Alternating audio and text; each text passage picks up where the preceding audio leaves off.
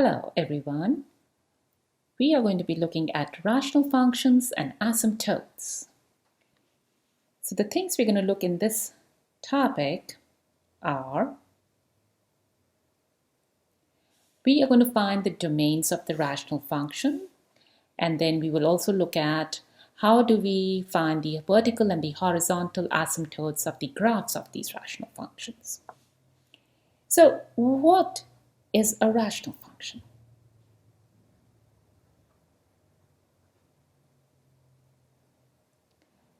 A rational function is a function which can be written in the form of nx over dx, where n of x and dx both are polynomials, and dx cannot be a zero polynomial. So remember, a rational function is a polynomial over another polynomial, with a very important condition that the polynomial which is in the denominator cannot be the zero polynomial. So what would be the domain of a rational function? In very simple words, it is every value of x where the denominator is not zero. So we're going to look at a bunch of examples, and then we will also continue finding asymptotes too. So the first one, what is the domain of a rational function? Now clearly we have a polynomial, it's a constant function over a linear function. So this first polynomial is 3 over x plus 1. So here we're going to look at finding the domain. So my fx is 3 over x plus 1. The 3, guys, is a constant function and x plus 1 is a linear function. Now what we just said, for this polynomial to be happy, it cannot take any value which will make the denominator, that is x plus 1, 0. So what would be the domain? Everything but not x plus 1 equals 0. So what do? We take x plus 1 to be 0 and say, hey, x is minus 1. So that minus 1 will make fx unhappy. So what we say, what's the domain over here?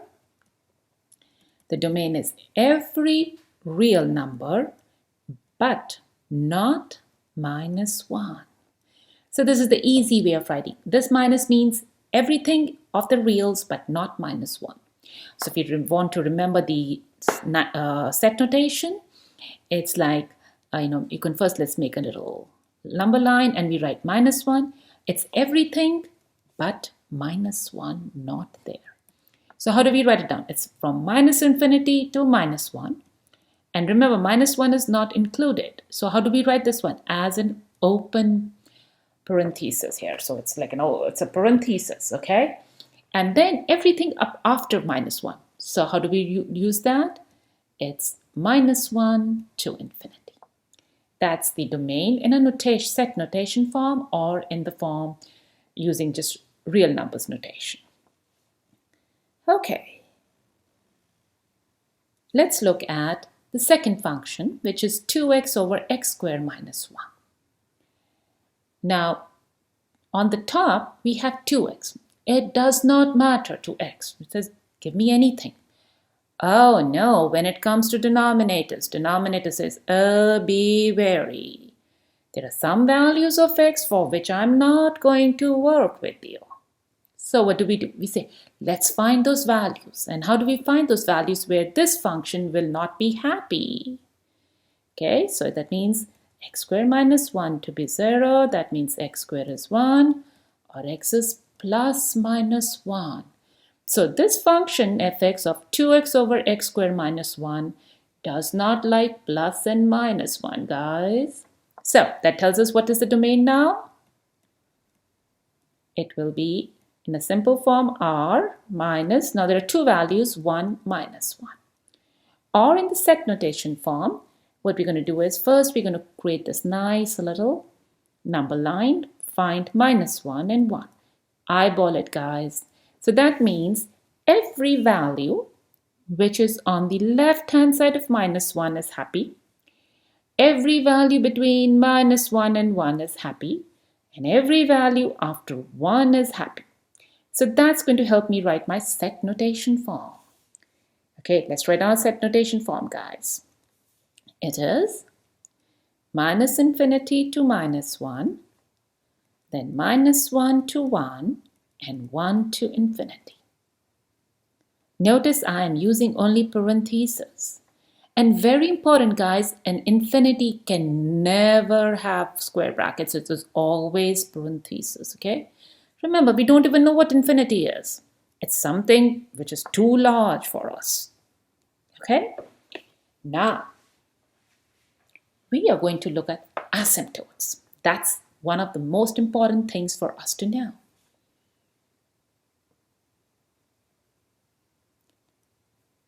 So, what do you mean by asymptotes? Asymptotes, guys, are in simple words like your orange cones on the road. That means orange cones, remember, it means we cannot go beyond this. That's exactly what an asymptote means. Now, our asymptotes in a rational function can be of two kinds, vertical or horizontal. So I'm going to give you a simple graph before I go over this whole theory, okay? So let's look at a vertical asymptote. So if I have this classic function we have been doing for so long, so let's look at this function, fx equals 1 over x. Now, if you remember, it's a reciprocal function. And what happens? This graph looks like this. Do you see this? Notice what's happening to this graph when it comes near the origin. It can never, remember this one does not allow 0. So the graph is like, oh, this is like the vertical asymptote. The vertical asymptote is the y-axis. Do you see this one here? This is our word asymptote.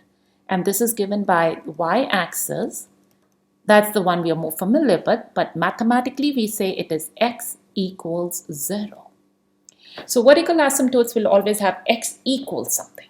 Okay, that's a vertical asymptote. Remember, what does it simply means? Once again, as I'm going towards the origin, it says, I can't go. I can't cross this. Y-axis is like that orange cone, guys. It's like a barrier. That's what it means. Let's look at horizontal asymptotes. Okay, I'm giving an example of an horizontal asymptote. I'm just going to give you a graph, okay, because we have been okay, so let's look at the graph of a horizontal asymptote. Now, if you have graphs like this, okay, now what's happening? I'm going to make an exponential graph, guys. Oops, hold on.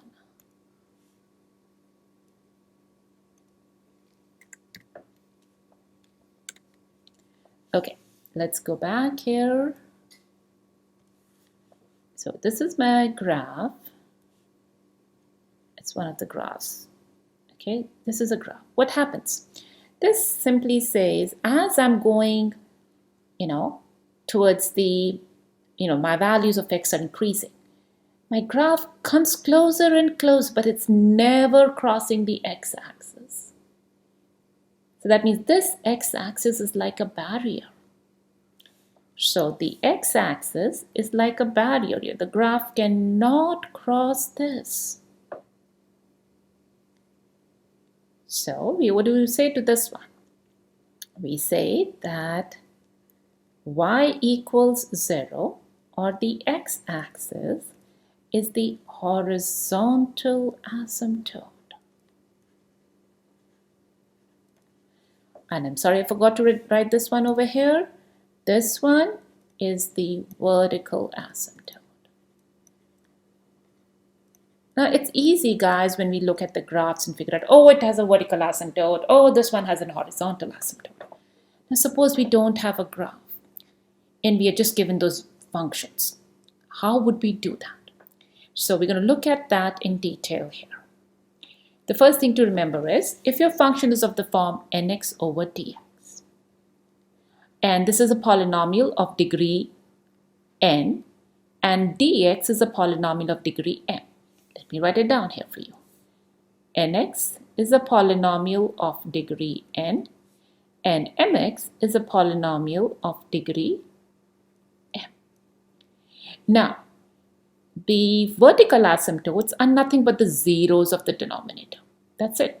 Where the denominator becomes zeros, those are the vertical asymptotes. Easy. But what happens when you have horizontal? How do you figure the horizontal ones? We actually look at the degree of the numerator and the degree of the denominator. That's how we figure out what horizontal asymptotes we have. Okay.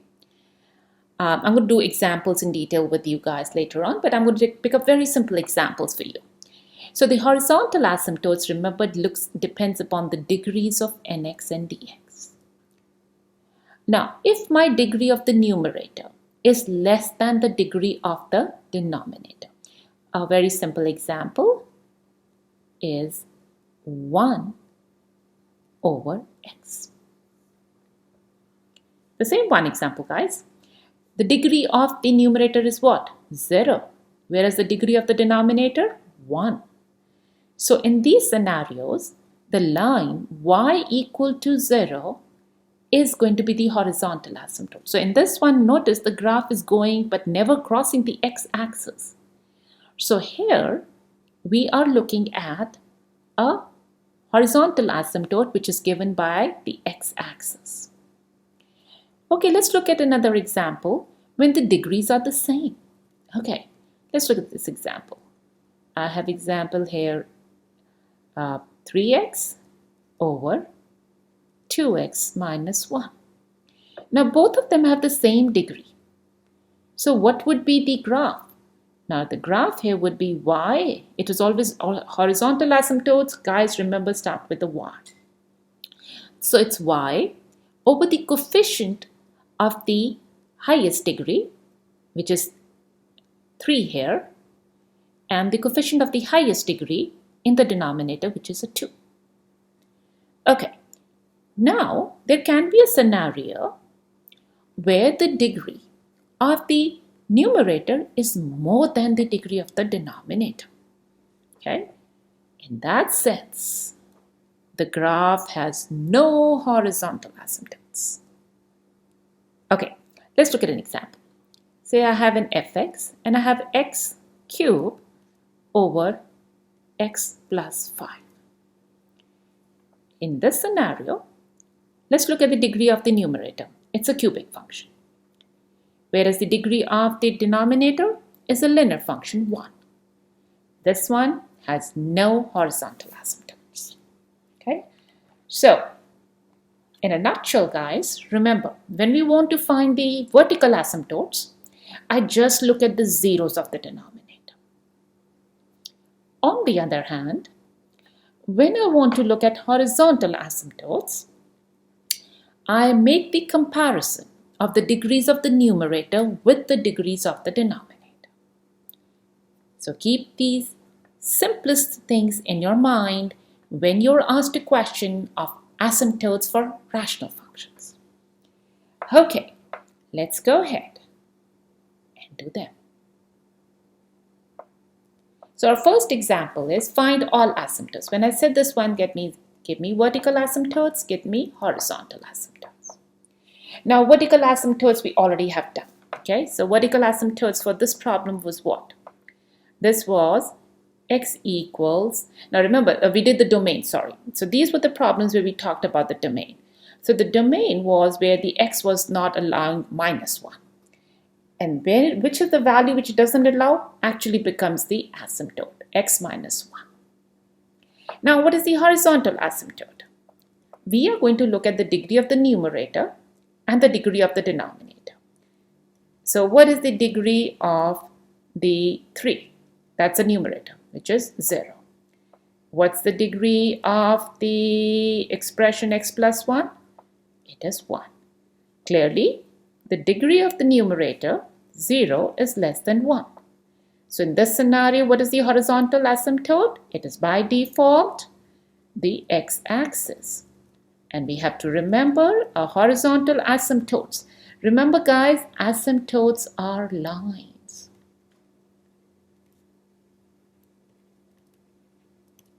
Okay, as my asymptotes are lines, that means x-axis is nothing but y equals 0. Okay.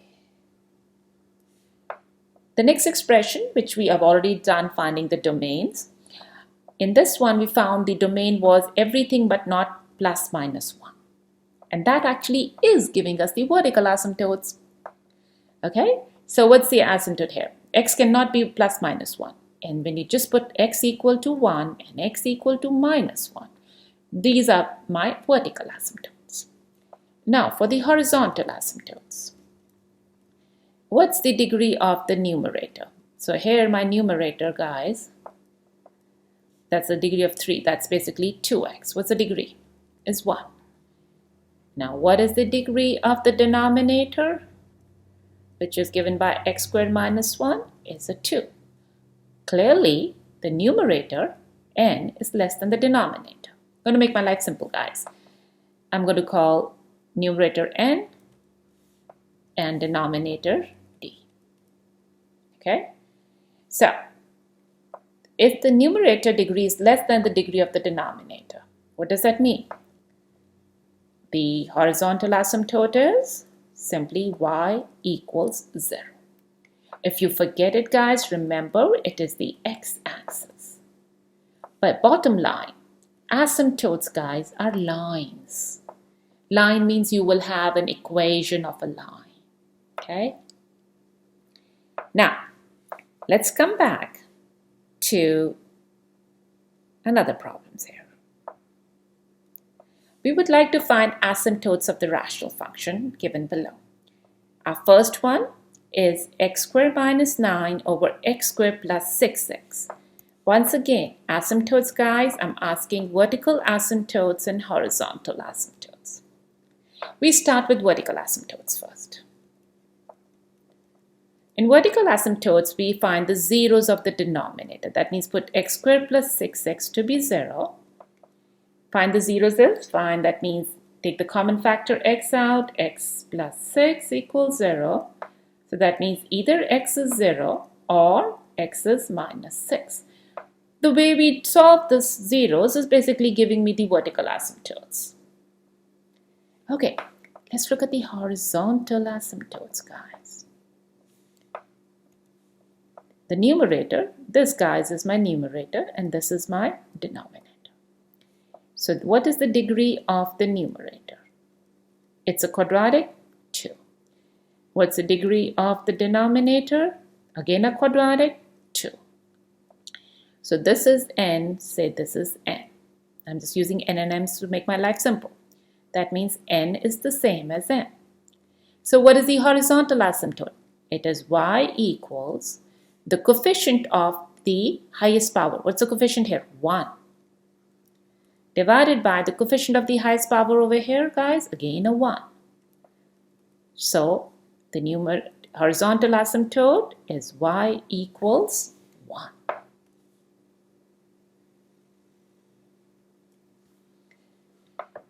Okay, let's look at the next example. Here we have a cubic function over another cubic function. The numerator is 8x cubed. Denominator 4x cubed minus 12x. Now, we are going to go ahead find vertical asymptotes first. What's a vertical asymptote? It is 4x cubed minus 12x equals 0. Now 4 is common, x is common. Put 4x out, x squared minus 12 is 0.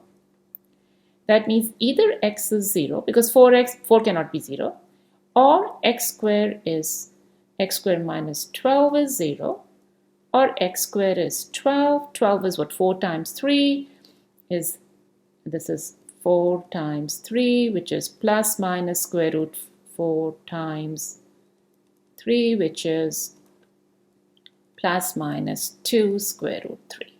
So what are the vertical asymptotes, guys? So the vertical asymptotes are 0, x equals 2 square root 3, x equals minus 2 square root 3. So we have 3 vertical asymptotes, guys, here.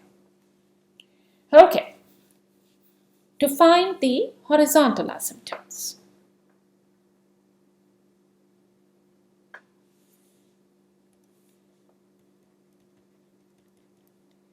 Now remember, this is my n, this is my d, is the denominator. N is the numerator. So what is the degree of the numerator, guys? 3. What's the degree of the denominator? Again a 3. Remember, numerator we say n, denominator we say m here. So clearly, n is the same as m. So by the definition of how to find the horizontal asymptotes, we say that y equals the degree or the coefficient of x cubed, which is 8. And the degree of the highest power in the denominator is 3. The coefficient is 4. So here the horizontal asymptote is y equals 2. So we have found vertical asymptotes for this function. There are 3 of them: 0, 2 square root 3, minus 2 square root 3. And there's only one horizontal asymptote, y equals 2. Okay.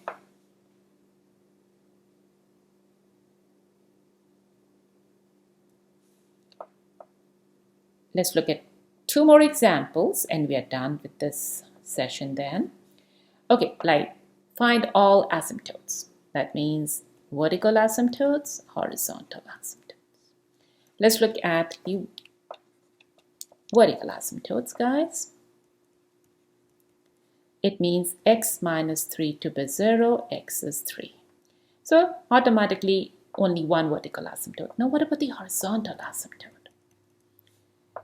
This is the numerator, x4, denominator, x minus 3. So what is the degree of the numerator, guys? 4.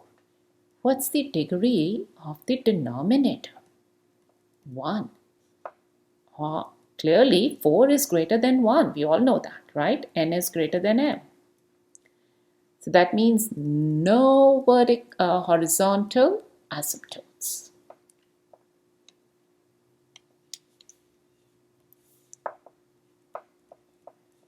No horizontal asymptotes. Okay, let's look at this function fx, which is 2x5 over x squared minus 1. Now we have done the vertical asymptotes. We've already done this one before. Let's just practice. Vertical asymptote means x squared minus 1 to be 0. X squared equals 1, or x equals positive minus 1. So what are the vertical asymptotes? X is 1, x is minus 1. Let's look at horizontal asymptotes, guys. 2x5 we call the numerator. The denominator is x squared minus 1. What's the degree of the numerator? It's 5. What's the degree of the denominator? It's a 2. See, x squared, that's a 2, guys. So now clearly the numerator, which is say n, and we call this degrees to be n and m, smalls n and m's, we find that n is greater than m. That means 5 is greater than 2. Clearly, what does that tell us? No horizontal asymptotes. Guys, practice these problems and you will be ready for the written assignment, which will be coming up soon. Thank you.